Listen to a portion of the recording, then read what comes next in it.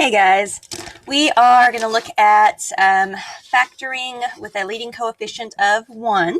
Okay, so if I'm factoring something that has a leading coefficient of 1, sorry, I was checking to make sure you could see.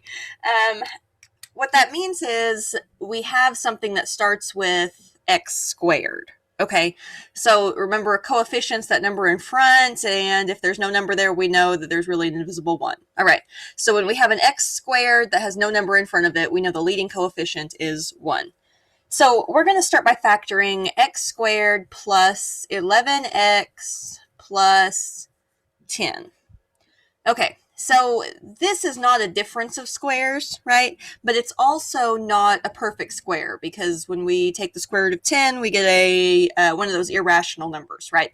10 is not a perfect square. So we're going to have to do this one a little bit differently than the factoring that we were doing last week with those perfect squares and the differences of squares. Okay, so we are going to, sorry, I'm adjusting the camera view a little bit. All right, so for these types of problems, we're going to use the x method. Okay, so I'm going to come over here and I'm going to make myself an x, and we are going to take the constant term, the plus 10 right here, and we're going to put that right here on top. And we're looking for two numbers that are going to multiply to give me 10. But those two numbers also need to add to give me a positive 11. Okay, so I'm going to put the 11 down here, and we're trying to add to make positive 11. All right, so since we need to multiply to make 10, and we need to add to make 11, let's make a list of numbers that multiply to make 10. So if I'm multiplying to make 10, I've got 1 times 10, or 2 times 5, right? And these are the only options that we have when we're trying to multiply to get to positive 10. All right, so we're going to pick the pair that also adds to make 11. Well, 2 plus 5 makes 7, right? So we're not going to pick that one. 1 plus 10 does make 11. All right, so over here on the x, we're going to use the 1 and the 10. Okay, now these, the 1 and the 10, are going to be our factors. So when we are factoring this, right, we still need our two sets of parentheses here. And if I want to get x squared, I'm going to do x times x. And our other two numbers that go with the x come from the x. Okay, so we had a 1 here, so I'm going to put x plus 1. And we had a 10 here, and so I'm going to put x plus 10. So x squared plus 11x plus 10 factors into x plus 1 times x plus 10. Now when you're factoring, we can always check our answers just by foiling. So real quick, we're going to check and see if this is actually the correct answer. So for FOIL, first times the first, I'm going to do x times x. That gives me x squared. Outside times the outside, x times 10 gives me positive 10x. Inside times the inside, 1 times x is a positive 1x. And then last times the last, 1 times 10 gives me that positive 10. We would just combine our like terms right here. 10x plus 1x makes 11x. And so I have x squared plus 11x plus 10, which is what we started with. So we know we had the correct answer. Okay. All right, we're going to look at just a couple more examples like these. So these are when we're factoring with that leading coefficient of 1. Next one we're going to look at, let's put some subtraction in the problem. So this one is x squared plus 2x minus 3. All right, so when I'm factoring this one, again, I'm going to use the x method over here. I'm going to take that constant term. Notice this time it's a negative 3. And I'm going to put that on top. And I'm looking for two numbers that are going to multiply to make a negative 3. But they also need to add to make a positive 2. So I'm going to add to make a positive 2. Okay, So I'm going to come over here. We need them to multiply to make a negative 3. Well, to get 3, we would just do 1 times 3, right? But if I want to get a negative 3, I really have two different ways that I can get that. I can do negative 1 times positive 3, and that would give me negative 3. Or I can do positive 1 times negative 3, and that would give me a negative 3. So I need to pick the pair that adds to make a positive 2. Well, if I do negative 1 plus positive 3, that makes a positive 2. If I tried to use the other pair, I would get a negative 2, right? So I'm going to use the negative 1 and the positive 3. Let's put those in our x. And then we can set up our factors. So again, I know I'm going to be multiplying two binomials. We know we need an x squared, so I'm going to use x times x. I'm going to use the negative 1 and the positive 3. So our x squared plus 2x plus 3 is going to factor into x minus 1 times x plus 3. Okay? And again, we can check. X times x is x squared. Multiply the outsides. X times 3 is 3x. Multiply the insides. Negative 1 times x is negative 1x. And the last times the last, negative 1 times positive 3 is negative 3. Combine our like terms. X squared plus 2x minus 3. Okay? All right.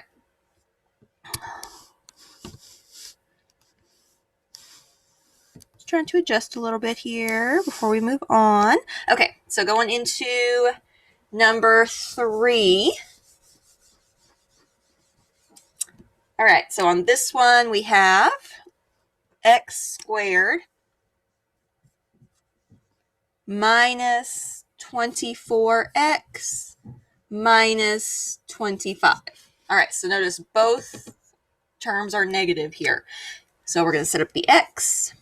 I'm going to take the negative 25 and put it on top. I'm looking for two numbers that are going to multiply to make a negative 25 and add to make a negative 24. Or if you prefer, you can think about it as subtracting to make a positive 24. Okay, either way, we end up with the same result there. All right, so when I'm looking for my factors that are going to multiply to make a negative 25, I know for every pair that I put down here, I have two options, right? One number has to be negative and one number has to be positive in order to get a negative 25. So I'm going to put 1 times 25, and then if I pick this pair, I'll decide which number is negative and which one's positive. I'm also going to put 5 times 5, and if I pick this pair, I'll decide which 5 is positive and which 5 is negative. Okay, so to multiply to get a negative 25, right, these are our choices. We just need to decide on the signs. We also need the numbers to add to make a negative 24. Well, if I have a negative 5 and a positive 5, that's going to add to make 0, right? There's no way we can combine two 5s and get a negative 24. But we can use the 1 and the 25, right? If the 25 is negative and the 1 is positive, then they would add to give me a negative 24. So this is the pair that we're going to go with. Positive 1 and negative 25. Okay, that means that our trinomial is going to factor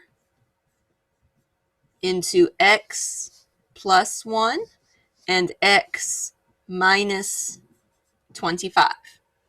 Again, we can check our answers if we just FOIL, right? First,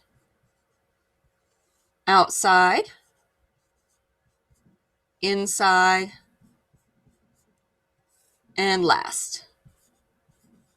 Okay, combine like terms, and we have our x squared minus 24x minus 25. Okay, all right, just a couple more. We're going to look at some, so far they've all involved a factor of 1. They do not always involve a factor of 1. Okay, so we're going to look at some that are a little bit more involved. Not so many prime numbers here. All right, so on this one we have x squared plus 9x plus 18. Okay, so when we are looking at this one at first glance, it almost looks like it's a perfect square, but unfortunately 18 is not a perfect square number, right? So when we're factoring this one, again, let's set up the x. We need two numbers to multiply to give me a positive 18, and we need our two numbers to add to make a positive 9. All right, so let's make a list of our factors of 18. There's 1 times 18, 2 times 9, 3 times 6, 4, 5, and then we're back at 6. Okay, so these are our factors of 18. We need to pick the pair that's going to add to make 9. Well, 1 and 18 can't add to make 9. 2 and 9 sure can't add to make 9. 3 and 6 can. So we're going to have a positive 3 and a positive 6. That means that our factors are going to look like x plus 3, x plus 6. Okay? Again, if we FOIL, I'm going to put a box here because that's our answer.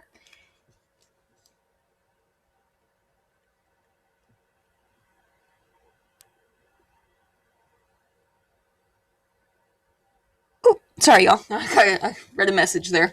Okay, so we are going to FOIL x squared. Outsides give me 6x. Insides give me 3x. And the last times the last gives me 18. We can combine our like terms. X squared plus 9x plus 18. All right, last problem. Very similar to this one. We have x squared plus 20x plus 36. All right, so when we are setting up the x, let's put the 36 on top because we need our two numbers to multiply to make 36. We also need our two numbers to add to make a positive 20. All right, so list of factors for 36, and this will be kind of a long list. There's 1 times 36, 2 times 18, 3 times 12, 4 times 9, 5, and then 6 times 6. All right, so we have a lot of options here. We need to pick the pair that's going to add to make 20. Well, the only pair that adds to make 20 is the 2 and the 18. So I have 2 and 18 for my factors. All right, so that means that when I have our x squared plus 20x plus 36, my two factors look like x plus 2 and then x plus 18. Okay. Once again, we can prove that this is the correct answer. FOIL, first outside, inside, and last. Okay. Combine our like terms, and we have x squared plus 20x plus 36. All right, I hope this video has helped. Let me know if you have other questions. As always, we will Zoom on Wednesday. For algebra, it'll be at 2:30. You can email me or comment in Google Classroom if I can help you with anything before then.